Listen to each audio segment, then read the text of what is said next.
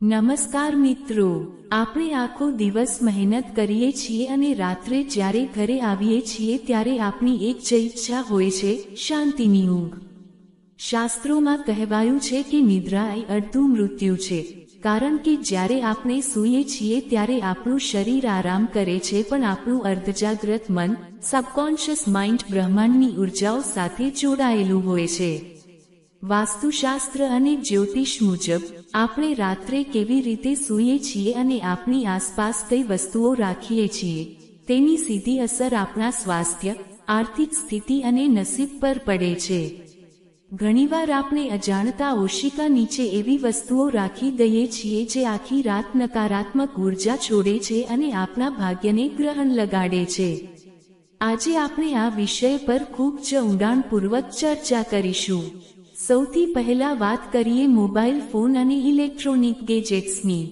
આજકાલના સમયમાં મોબાઈલ વગર કોઈને ચેન નથી પડતું। ઘણા લોકો રાત્રે મોડે સુધી ફોન જુએ છે અને પછી ઓશિકાની બાજુમાં કે ઓશિકા નીચે જ ફોન રાખીને સૂઈ જાય છે।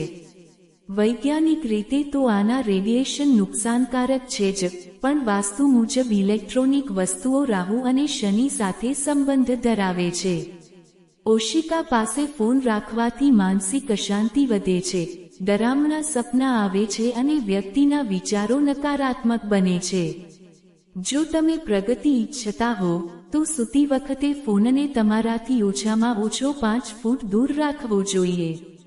બીજી મહત્વની વસ્તુ છે પુસ્તકો અથવા અખબાર।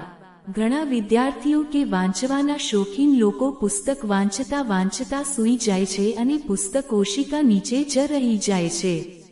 જ્યોતિષ મુજબ પુસ્તકોમાં માતા સરસ્વતીનો વાસ હોય છે, તેને ઓશિકા નીચે રાખીને સૂવું એ જ્ઞાનનું અપમાન છે। આનાથી બુધ ગ્રહ નબળો પડે છે, જે તમારી બુદ્ધિ અને નિર્ણય લેવાની ક્ષમતા પર અસર કરે છે। પુસ્તકો હંમેશા સાઇડ ટેબલ પર અથવા અભરાઈ પર વ્યવસ્થિત રાખવા જોઈએ, ક્યારેય ઓશિકા નીચે કે પગ પાસે ન રાખવા। ત્યારબાદ આવે છે ચાવીઓ, કીઝ। ઘરની ચાવી હોય કે ગાડીની, ઘણા લોકો તેને ઓશિકા નીચે રાખે છે જેથી સવારે તરત મળી જાય।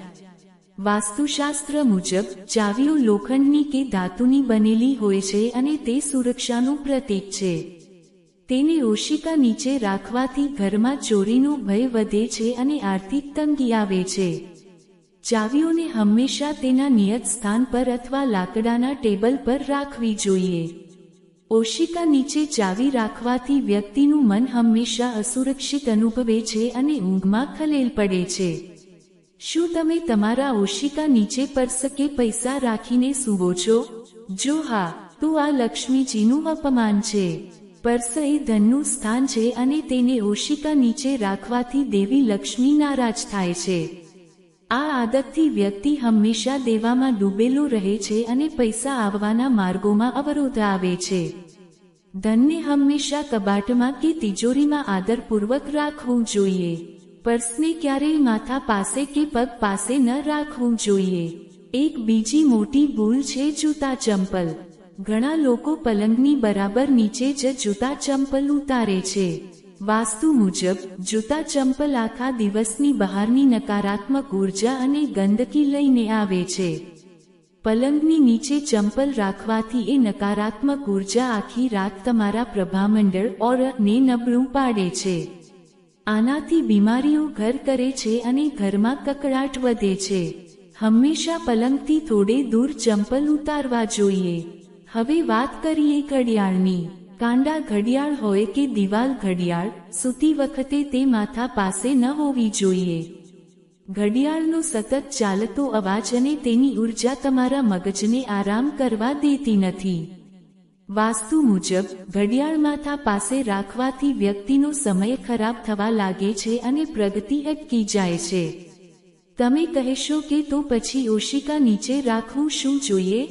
જો તમને ડરામણા સપના આવતા હોય અથવા માનસિક તણાવ રહેતો હોય, તો ઓશિકા નીચે લોખંડની કોઈ નાની વસ્તુ, જેમ કે ચપ્પુ કે કાતર, રાખવાથી નકારાત્મક શક્તિઓ દૂર રહે છે। આ ઉપરાંત જો તમે ઓશિકા નીચે ગીતા કે હનુમાન ચાલીસા સન્માનપૂર્વક રાખો છો, તો તેનાથી મન શાંત રહે છે।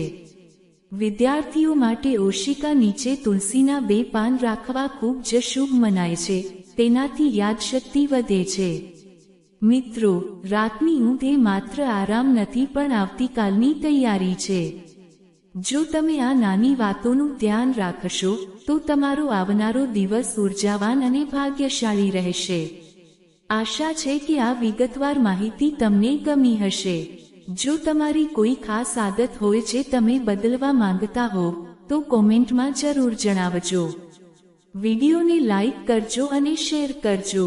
આવી જ ઊંડાણપૂર્વકની વાસ્તુ માહિતી માટે ચેનલને સબસ્ક્રાઇબ ચોક્કસ કરજો. ધન્યવાદ.